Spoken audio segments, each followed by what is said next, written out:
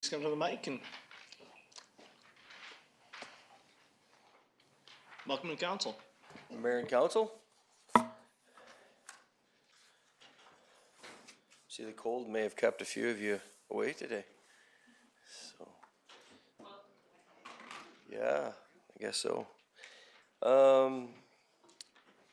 As provided to you in my letter dated February the 5th, 2018, I've included some information and statistics on the detachment itself. Over the quarter between October and December 2018, which this report covers, we did run one position vacant due to timing of transfers in and out, as is often the case, because we can't bring somebody in before somebody leaves. If we do, then we run the danger of overstaffing. And no one will pay for that because it's in excess of your contract.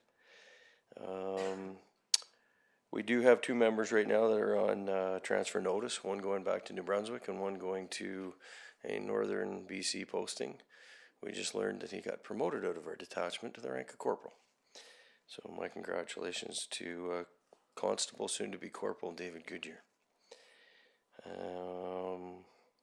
We're reaching our full complement of municipal employee staff. I just read my BlackBerry that we had one person security cleared, and the other security clearance we're working on at this juncture to make sure that we can get it down to our departmental security in Vancouver, who house the great big book of everything with all of the information in a very large vault.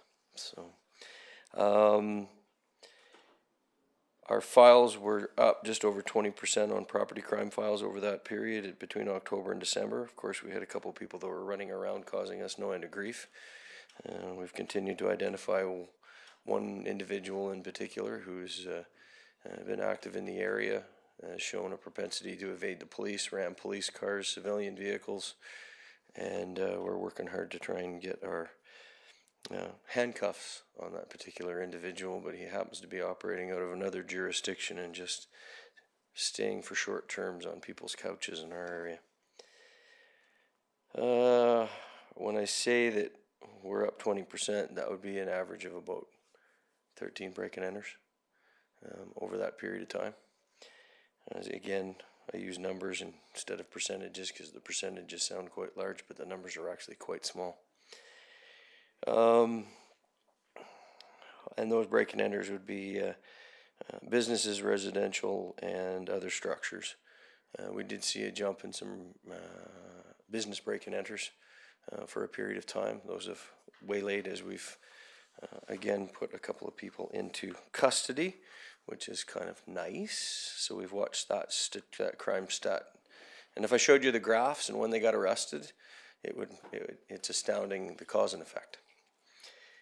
In fact, maybe I'll do that in my next presentation. I'll bring the graphs down so you guys can actually physically see them like you did on the detachment tour. Our violent crime has remained low. Violent crime against people runs probably 15, 16, 17 files in any given month in our jurisdiction. It hasn't spiked, it hasn't gone up, and it hasn't gotten a lot more serious, but we have had some serious files here in the last little while, which required some substantial investigative time. Of note, lately there's been 2 robberies in the early 2019, which I'll report on in the next quarter, but we're working with our partner detachments in other jurisdictions to identify and hopefully put some bracelets on that particular individual as well. In the quarter, we responded to 1,577 calls for service overall at the detachment. 73% of those calls were within the city, and about 27% were within the regional district that we cover out of my detachment. Our total calls were up by 4.8%. By my numbers, by our district numbers, our crime stats overall for the detachment are up about 20%. Some of those numbers the district will scrub. I don't scrub my data because I don't have the time to do that. But just to give you an idea, it's somewhere between 5 and 10% that the city's up in the crime stats overall, which again is a result of 2 or 3 individuals that are running amok within the community. Potentially more, but that would be a good estimation on my part. On the traffic side of things, 66 collisions with injuries or damage in excess of $1,000. In the same quarter in 2017, we saw 84, probably as a direct correlation to our rather cold but not snowy weather. The road conditions have been fairly good so far this season. 356 traffic tickets and warnings were written by our members of the detachment, 13 high-risk driving charges. We took 14 impaired drivers off the road in that period of October through December, and 13 traffic enforcement blitzes were conducted locally. And some other highlights were that they even, given the fact that it was the Christmas season, so to speak, fall and Christmas, 20 downtown foot patrols. We kept an eye on 18, or not 18, but probably about 6 to 8 priority offenders within our jurisdictions, and made sure that they were home, snug in their beds when they were on curfew, so that they weren't out victimizing anybody. We did arrest a serial break and enter suspect in one area of town, which required some extensive. Well, let's say that I was ready to give the member an award for police dog service when he doesn't actually have a police dog. This individual decided that he was going to travel through the backcountry a little bit, and he left lovely footprints for us to follow. So by the time the dog got there, we had one in custody. So it was positive. And a habitual auto thief that we managed to put into custody. Over and above that, that's the long and short of it, where we've run some fairly major files within the detachment. Of course, every time we put one of these suspects in jail, it requires a lot of time and effort on the part of the investigator as well as the staff. We have utilized some overtime on the municipal employee side of the house in order to get the statements transcribed in a timely manner, because our agreement with Crown Counsel necessitates they have all the information provided to them before laying a charge. That would be the synopsis of my letter to council for you. My own mic on. Well, thank you very much for your report. Does council have any questions or comments for the staff sergeant? Councillor Wallace-Richmond. Thanks, Your Worship. Thanks to the staff sergeant. I always say this, but I very much appreciate the foot patrols, even in winter. I had 2 questions. One, with the legalization of cannabis, have you noticed anything different, or? As I stated in my last report, when they legalized marijuana, there wasn't a mushroom cloud over the city, so that was encouraging. With that, we haven't noticed any major differences with the goings-on within the community or the criminal underworld, other than you do notice the smell and odor on occasion in different public areas and public events, which I'm sure as the summer progresses we'll probably get complaints about, but where it's legal in certain circumstances within the community, there's nothing that we can do about that. Okay, all right. Yeah. And then my second one was a question which you may or may not be able to answer. I understand that the RCMP was involved in helping transition some tenters from the west of town into the city because of construction and the cold. We were engaged just in the last couple of weeks to assist in or stand by and keep the peace while people were asked to leave a specific area because of the road construction that's ongoing in the western end of the community. And as a result of that, there were some community groups that had stepped up to provide some respite in the form of a warm place to sleep or in the last couple of weeks, I'm going to guess. Yep. And it was generally peaceful? Generally, yes. Great. Yep. Okay, it's good Yes, to it hear. was. Thank you. Thanks. Any other questions or comments from council? Okay, seeing none. Thank you very much for your report, and thank you for what you and the members do to keep our community safe. And we always really like non-eventful reports. So, as I'm sure you do. The emergency reports are the ones that I don't look forward to. Us neither. Yeah. All right. Thank you very much. Thanks. See you soon.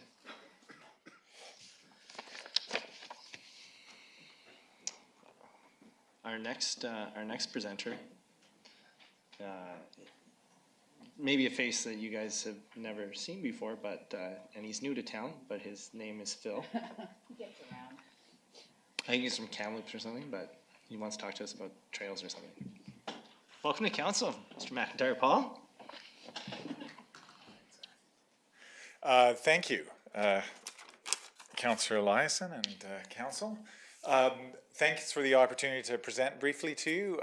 It's great when we have a chance to do that. You received a letter shortly after the election, and we've been trying to get out to all the new councils and regional directors to provide a snapshot on progress to this point and last year, and also as a chance for new councillors and staff to get a feel for what we've been doing together over the last 15 years. So, Councillor Lindgren, great to be able to share this with yourself. So there's a big presentation of slides, and we give that to you because it's part of a much larger comprehensive slide set. But we know our assumption is that you've been around the block with us for a while on this. You're part of the partnership. But there's pictures, and all the pictures come from last year. And so if you go through all those pictures, it's hard to deny that something remarkable is happening out on the landscape. So I'm going to blast through a lot of them, but I do want to land on a couple of the slides just to provide a snapshot on work that was done, particularly of relevance to Salmon Arm. So if you'll indulge me. We start always with acknowledgement of this place here in Secwepemc Nation territory, and the fact that the Trail Alliance and the subsequent roundtable were both born out of very much direction and leadership from the Secwepemc communities who we work in partnership with. So Wake, welcome. I won't talk about 15 years ago, but those of you who are involved with getting this all started, you remember we were a lot of different things happening all over the place. We came together and said, what if? And that what if emerged in this vision for the region that suggested we might actually be able to work together. We may be small, but we've got some big ideas. I think I see that peeking above you. Yeah, you see how I slipped that in, right? We may have influenced. The last presenter in his report put something about a serial break and right. enter. I can't come close to that kind of cool stuff. So, the theory was that if we worked together, we could do some things that weren't otherwise possible. And that if we worked and focused on creating something that was well designed, well signed, well maintained, and well promoted, we might be able to create both active transportation and greenway infrastructure for our built communities, as well as the wider landscape at a recreational and tourism level. And the approach was to use a participatory, relationship-based, and community development model, which is a little bit different, right? It says we are going to work together. But we weren't sure how to do that, and so the partners all together, including the city, said, what if we create a nonprofit organization, and that's the Shuswap Trail Alliance? What if we create an organization through which we can work together to actually work on some of these projects? So that was 2005. I'm not even going to talk about the Venn diagram. It's been referred to as the Shuswap Trail Alliance cow pie and various other things. But it is, the idea is that there's a series of blankets, and the environment is the starting one. Secwepemc Nation territory is another important blanket, and then our communities as they grow. 5 core pillars to the work, which reflect the work we're doing, and a series of shared tools which we've now developed and are implementing. And then, of course, the roundtable, which was formalized. We've always met collaboratively, but then we've created this formalized roundtable in 2015. And I encourage you to take a look at the website and the strategy to get a feel for the values. Yikwitsuk, which is this idea of taking care of the land together. Very much Secwepemc-led and Secwepemc value-driven. And it led to this idea of there's a protocol which we will use prior to submitting any kind of project for approval. And the values are different than you might normally hear. You might hear folks saying, hey, we need something. Whereas the values that really are undermining the Shuswap Trail strategy have a lot to do with gratitude, reverence, considering when enough is enough, balance, humility. So there are different kinds of values. And there's also a letter of understanding. And as you know, that really was the first shared joint letter signed by all of our municipal regional governments and all 4 Secwepemc governments here in this part of the Lakes Division of the Secwepemc Nation. So it, in its quiet way, was actually landmark. I won't go into this slide. There's some background slides here that talk about the pre-authorization process and how we're trying to connect into the provincial land management system, which is an interesting work in progress. And then the structured decision-making approach, which we've been advocating. And the small example you have here, which we'll be reporting on a little bit later, not at this presentation, of course, is on the foreshore monitoring of dog walking. We've used a structured, adaptive decision-making approach to bring people together and say, if we walk through this approach, it kind of keeps our feet to the fire. We actually do some things together. And of course, the next roundtable is coming up this Wednesday. So the outcome since 2006, having done this and said, let's work together and let's use this different approach, is that over 350 greenway projects have been developed and completed throughout the Shuswap. That's kind of remarkable when you think about what was happening before that. There's 11 new signature trail systems that didn't exist before. Over 100 regional trails. If you pick up the trail guide, there's over 700 kilometers of trail now promoted in that guide. That's actually extraordinary when you look at other parts of the region, the province. And when you think about how we may not be big, but we're small, and we're pulling off something that's kind of big. So a few stats to kind of get happy about. So last year, 2018, looked like this. We worked on supported over 70 projects with over 50 partners throughout the region, including the city of Salmon. 5 new trails were built, totaling over 4,000 meters. So that's about 4 kilometers of trail, which was actually less than the last few years. Usually we pull off about 10 kilometers, but there is a shift changing. Happening. We're creating some capacity, and it's taking care of and promoting this recreational greenway network that we've created.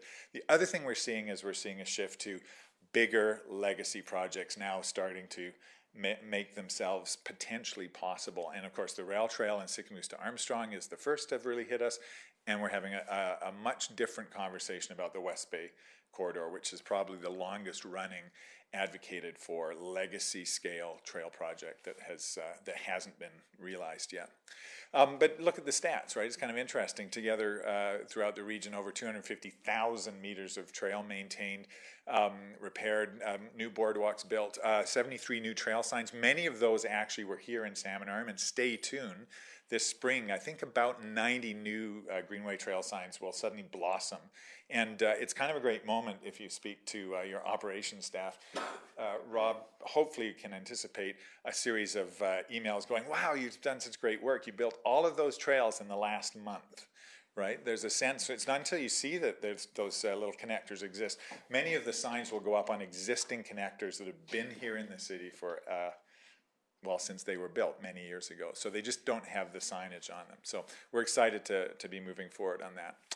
Here's what the pictures look like. 5 new trails, that's all the trails. A number of them are here in the city, and of course you know the connector on 9th Avenue. New signage, structures, maintenance going on, and you can see the volunteers. You'll see more showing here. Lots of planning, and so it's been a substantial year again for planning, getting ready for projects coming up, and then of course partnerships, including the Lewiston Ultra, which was pretty spectacular. And some folks aren't aware that a lot of the work is also focused on how do we manage ourselves in the environment, and so conservation projects are key. This year we were really excited to finally get some successful outcomes on pictograph protection, which the Secwepemc leadership have been pushing. So if you were out at Roderick or at Tsutsuk, the new name for the provincial park, you will have seen that some signage and some protective railings have gone up. That actually took quite a lot of work because it involves archaeologists and Secwepemc leadership and guidance, and then was put together, and we were proud to be able to support that. And then of course promotion. We do it together, it's shared, including our new city branding, and it's substantial, and it actually has an effect. We continue when we go to trade shows to plug the aisles and then have other regions come over and ask us what we're doing. And all we're doing is focusing our story and telling them the truth.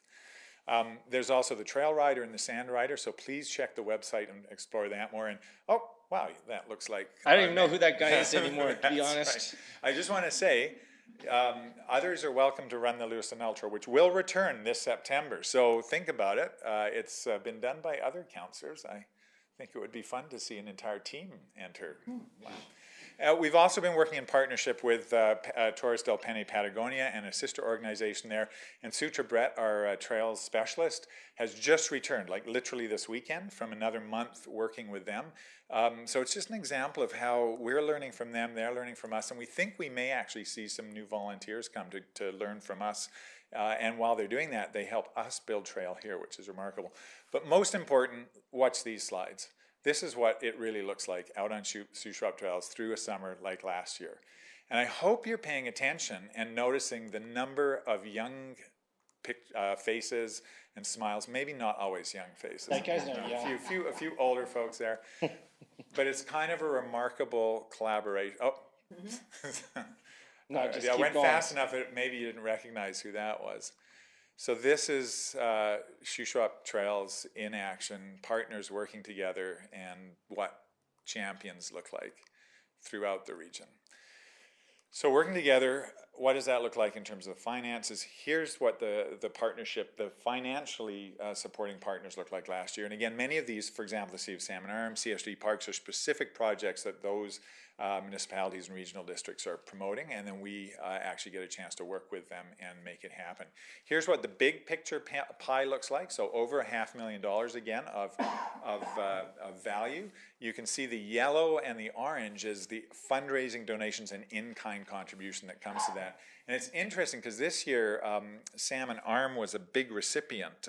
Many of the little projects that's kind of accumulated ended up being Salmon Arm focused. And I just thought I'd go through, there's our sort of fixed operational costs and the partnership that's making that happen, the 4-year agreement that we're now halfway through. So we're moving into year 3 and then year 4, and then we'll take a look at it. So we've got a year and a half to think about this and then regroup and go, is this working? Do we want to keep doing this? But just so you know, so 2018, $174,000 worth of project work was completed in Salmon Arm, and another $68,000 worth of additional value that was relevant to Salmon Arm. So that included the update of the Shuswap Trail Guide. It included some additional project work on Larch Hills Traverse, things that Salmon Arm is directly benefiting from. So that's pretty substantial, right? Over $200,000. $116,000 of that was city tax resourced. And some of it were projects that were carried forward over a few years, which means $126,000 of that was from outside funding sources. $53,000 of that was in-kind, volunteer, and direct donated resources. So it gives you an idea of how that collaboration is working and how the volunteer support, which is making this happen, is actually now a component and is able to kind of support and leverage each other. So we think there's value in that. 2019, just to think about, there's about $109,000 of projects to be implemented in this coming year, funding already in place. Some of it is projects carrying through, like the final capping of the 109th Street Connector, so there's about $20,000 from the city budget for that. But there's also $30,000 in reserve that the Secwepemc communities put into that reserve for the Landmarks project, which the city has agreed to partner on, and so that will start getting traction here in the next couple of months. So it gives you an idea that Salmon Arm's kind of right in the midst of this partnership. Okay. The other note is the Regional Trails Roundtable. A strategy was developed in January to figure out how to make that happen on a 4-year cycle. It was acknowledged that that's a whole nother thing that didn't exist when we first created the trail lines and when we created the partnership agreements. And so all of the communities involved said, well, what if we put a little bit together over 4 years? The Secwepemc communities stepped up right away, first out of the gate, and said, yeah, we'll commit to $1,000 over 4 years, and then they upped it actually. So they've committed to $4,000, but they put in $6,000 collectively. The ones in yellow, and I will note that Salmon Arm is still there waiting for a follow up. Are still to have a conversation and do a follow up. So there will be letters coming out following the roundtable, just with the invitation to consider that. And the thought was that the larger communities might consider $1,500 over 4 years to make the roundtable work. Most of the funding that we collect goes towards making facilitation and the annual roundtable happen, but it also includes the 4 quarterly meetings. So we haven't dropped the ball on this. We just haven't been. You haven't dropped yet. the ball. Okay. No, it's just it's partly through because of the election period. The letters and everything kind of was getting set up in June through the summer.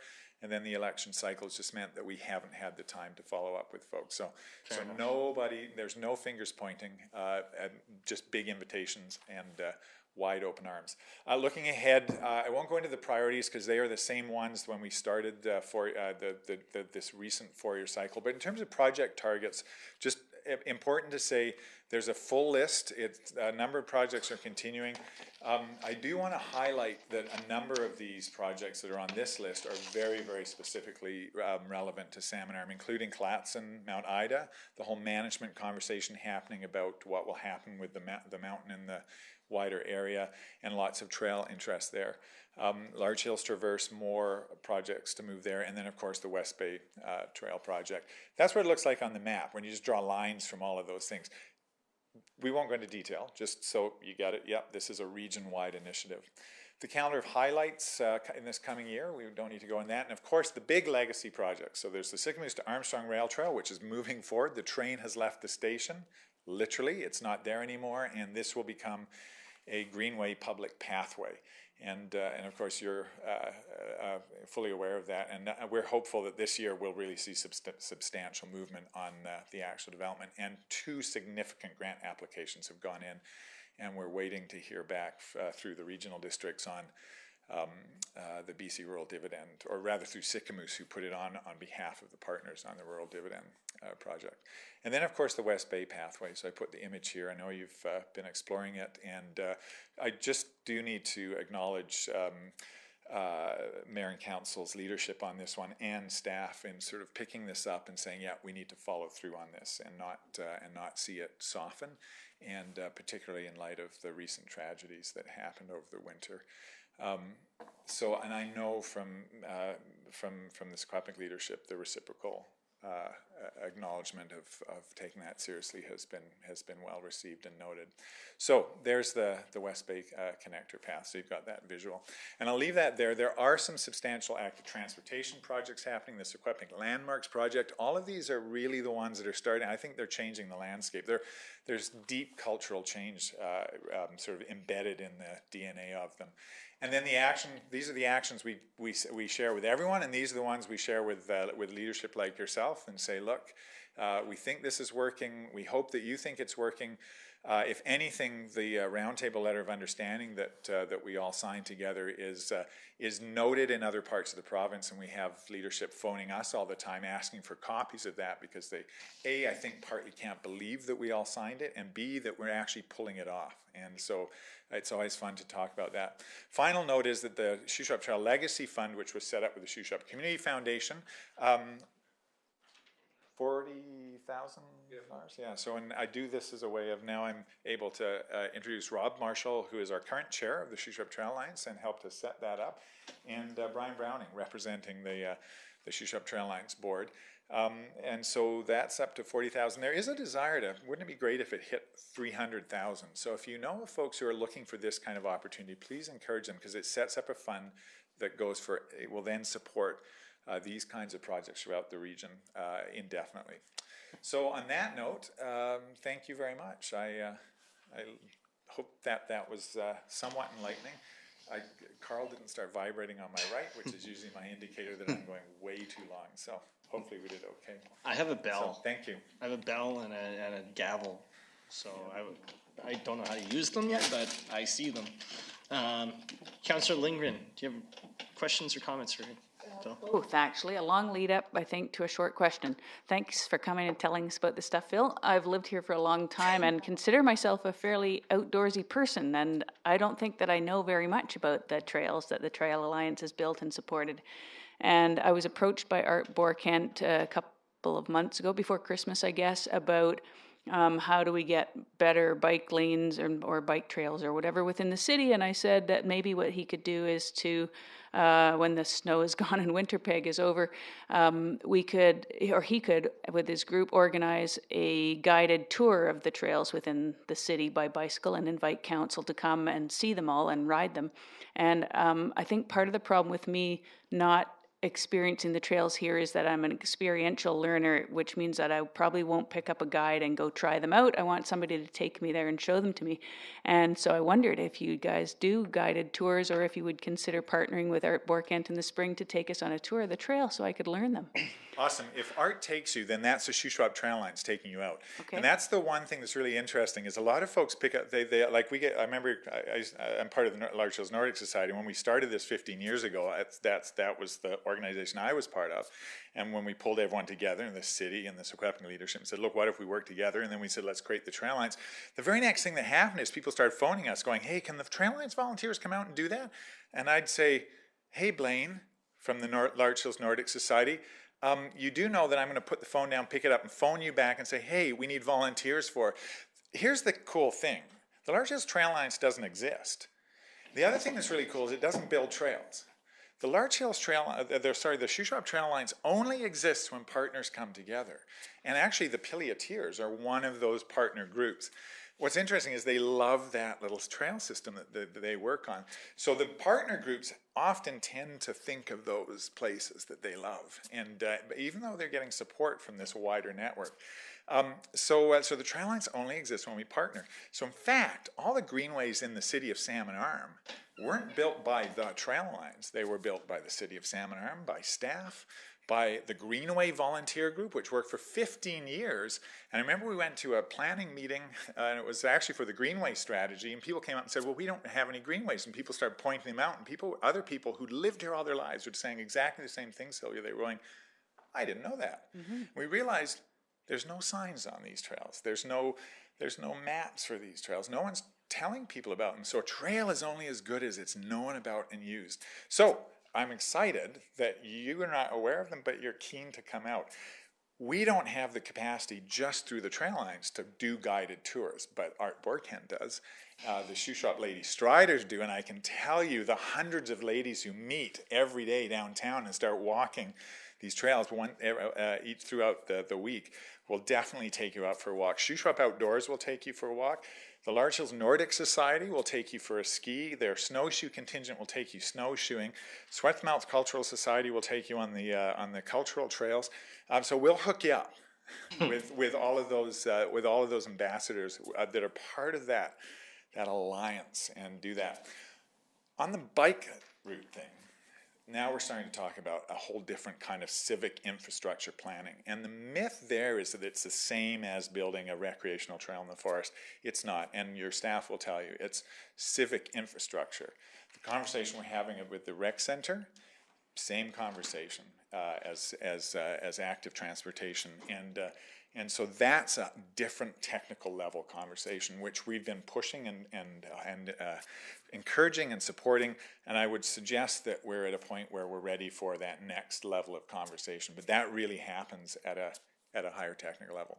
I hope that wasn't too long a response. Thank you, Councillor Lindgren, for that opportunity. Councillor Flynn. Thank you, and because Chad's been trying to run a really fast meeting and really quick, I'm going to go fast, but thank you very much for the presentation. Small city, big ideas. Somewhere you were working with people that had big ideas, and I don't think our community realizes the impact, the livability, all of the positive that you bring. You also didn't say best party of the year up there for the Trail Alliance fundraiser, but at the end of the day, I just can't imagine our community without what you have all done. And I think the only part you failed, and not failed, it's a work in progress, is the making sure people are aware of it. Yeah. Councillor Lindgren mentioned it. I have friends who mountain bike all over, and they travel to Taos and New Mexico and all over for mountain biking, and they live in Kelowna and Vancouver, and they've never come here. And that's partly my fault for not saying, guys, there's trails here. Problem is I don't ride, so I'd have to set them out with Chad or somebody else. But just a great job. Two of my favorite trails were in your pictures. The Park Hill trails and the new cemetery trails. The job you guys have done there is amazing. And the only sadness you brought me is both of those are where I walked with my dog that I don't have anymore. So, but great job. Thank you for everything you guys do. And your role in this, I know you don't want to take any credit because it's team, but that team needed a GM, coach, whatever we want to call you, and you've done an amazing job. So thank you. Thank you, I appreciate it. Thanks, Councillor Flynn. Councillor Wallace Richmond. Thanks, Your Worship. Thank you so much, Phil. I think one of the numbers we don't always see, but we should spend more time talking about is the opportunity cost that's lost when a community doesn't undertake these efforts. And so not only are you building trails, you're saving, you're improving the health of the community. You're changing the way we move ourselves through a city. And there are big savings to be had in terms of infrastructure, and there are big savings to be had in terms of, you know, we always talk about how things end up down at the bottom of the stream. So groups like the Trail Alliance are upstreaming and making decisions that in the end save us all money and improve our community greatly. And it's very difficult to put a price on that, but I think if I could, it would be far greater than any of the numbers you've shown us here. So thank you for that. Yeah, well spoken, thank you. Thanks, Councillor Wallace Richmond.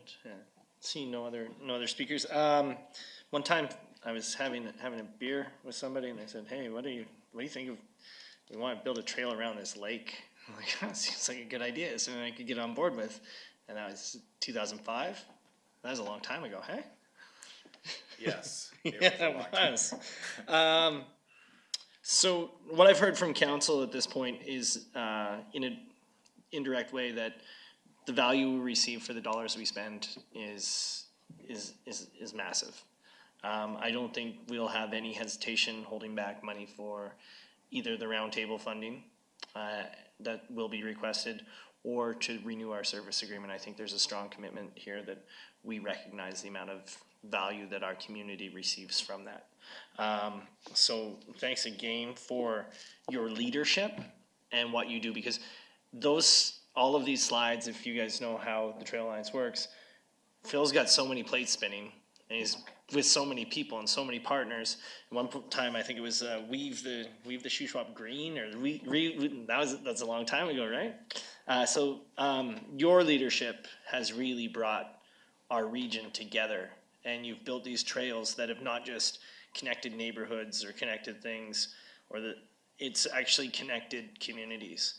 And I think that's the most important outcome of this, is what the Trail Alliance and what you have done to connect Salmon Arm with our communities and our neighboring communities and our neighbors. So I think, if anything, that's the biggest kudo to you. So thank you for that. And thanks for your presentation. Thank you on behalf of all the partners. Yeah. Okay.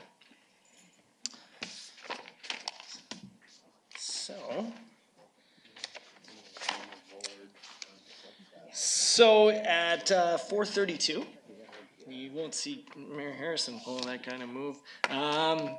Any questions? Any questions from the gallery? Seeing none, a motion to adjourn.